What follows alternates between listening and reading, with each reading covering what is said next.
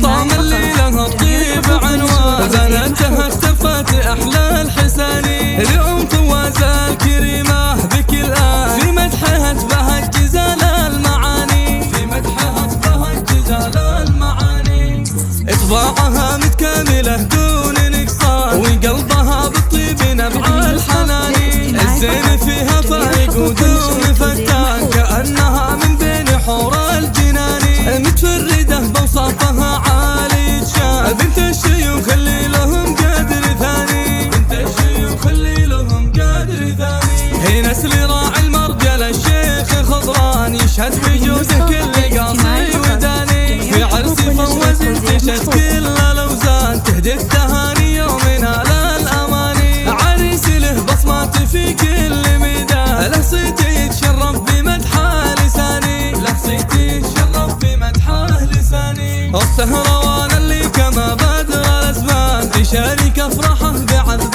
البياني، اسره يرجح قدرها كل ميزان، بافراحهم فيض الهنا صار داني، ما يشبههم فواز فالارض انسان، تستاهل الجزلة واغلى التهاني، الله يديم افراحهم عبر الازمان، ويرتقوا في الناس اعلى مكاني، ويرتقوا في الناس اعلى مكاني.